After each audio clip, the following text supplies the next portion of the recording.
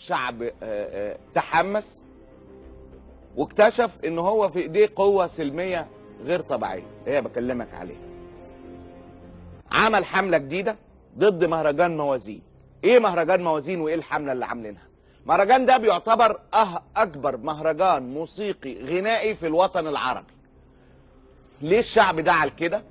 بسبب الوضع الاقتصادي اللي بتعيشه المغرب. قال لك ايه الملايين اللي هتتصرف ده، والمنطقة اللي بيتعمل فيها المهرجان الناس بتموت من الجوع. المواطنين بدأوا حملة بيرفضوا فيها إقامة الحفلة الموسيقية في وسط الأوضاع دي. أمريكا مارتن لوثر كينج عملوا إيه؟ إزاي الإضراب والعصيان بيجيب نتيجة مهولة؟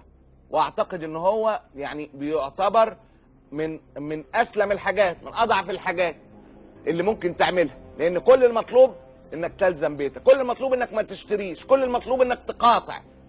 بس الناس تعمل ده، الناس كلها معظم الناس تعمل ده. الميزانيه ديال المهرجان ديال الموازين فيها جوج ديال المشاكل. المشكل الاول هو انه ما كنعرفوش شكون عطى شحال، بمعنى شنو هي المساهمات ديال المؤسسات اللي تابعه للدوله، شنو هي المساهمه ديال القطاع والشركات الخاصه، ثم ما تنعرفوش موازين بالميزانيه اللي كيتم التحصيل ديالها مع جميع انواع الثقافه والفن والانفتاح دون ما استثناء. الا اننا كنقولوا اننا حنا مع اولويات ديال الشعب المغربي. شاكيرا كتغني، انا شخصيا ترى رشيد بلغيتي كتعجبني شاكيرا، ولكن شاكيرا مناضله من اجل التعليم والنهوض بقضايا تعليم الاطفال في امريكا اللاتينيه، وعطات 400 ألف دولار باش تعاود تبني مدرسه قديمه طاحت في الزلزال ديال هايتي. انا عندي مشاكل كارثيه على مستوى التعليم في البلاد. علاش اللي ما نذكرنا على التعليم اولا، ثم شاكيرا عندي امكانيه انني نشوفها في MTV. كل جمله من دي جمل رائعه جدا. قال لك احنا مع الثقافه ومع الفن ومع الابداع بكل صور، لكن ادفع فلوس زي دي لشاكيرا واعمل ما انا نشوفها في التلفزيون نصرفها على التعليم. حمله المقاطعه كانت كبيره جدا، وده اللي خلى الحمله توصل للبرلمان اللي اعلن اعضاء منه تضامنهم مع الحمله. الاجتماعيه والتعامل مع هذه المطالب الاجتماعيه، وفي نفس الوقت كنشوفوا بانه المهرجانات لا زالت مستمره وتصرف من اموال الشعب وبتمويل من مؤسسات عموميه. السيد الوزير، وحنا جايين للبرلمان الاف ديال الطلبه وديال المعطلين واقفين. واش هاد الناس اليوم محتاجين للمهرجان؟ واش هاد الناس محتاجين للرقص؟ واش هاد الناس محتاجين للغناء؟ السيد الوزير، المهرجان ما عمره ما كان حل باش نلهيو الشعب. المهرجان كيكون ملي كتكون الدنيا بخير.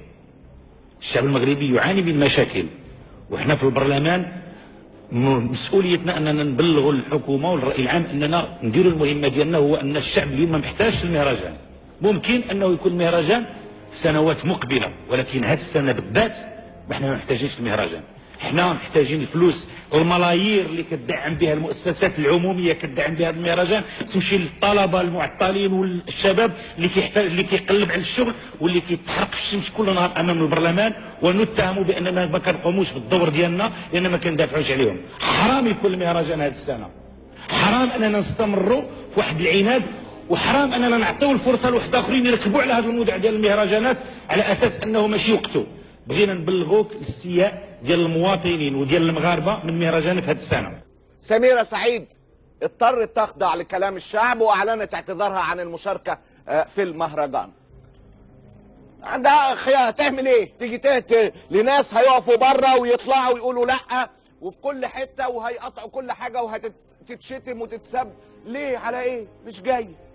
ما زالت الحمله بتواصل صداها الكبير في المغرب. حمله مقاطعه مهرجان موازين اللي هو درس جديد بيؤكد انه عندما تتحرك الشعوب وتعلن غضبها وعصيانها فانها تستطيع ان تغير. التقرير ده عن حمله مقاطعه مهرجان موازين.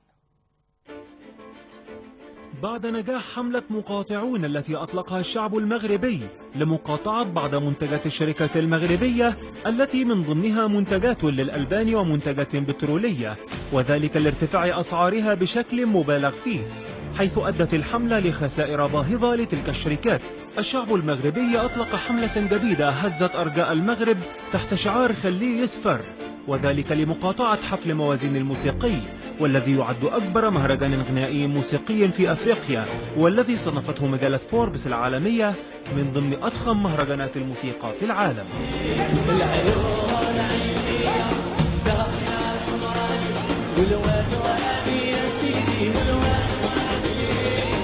المقاطعة جاءت بسبب التكاليف الباهظة للحفل الغنائي الكبير، والتي رآها الكثيرون من الشعب المغربي لا تعبر عن الواقع الاقتصادي للمواطنين في المغرب، وأن تكاليفه الباهظة تدفع من جيوب المواطنين المغاربة الذين يعانون العديد من الأزمات الاقتصادية، وأن تلك الأموال أولى بها الشعب المغربي. احنا مع جميع أنواع الثقافة والفن والانفتاح دون ما استثناء، إلا أننا كنقولوا أننا احنا مع أولويات ديال الشعب المغربي.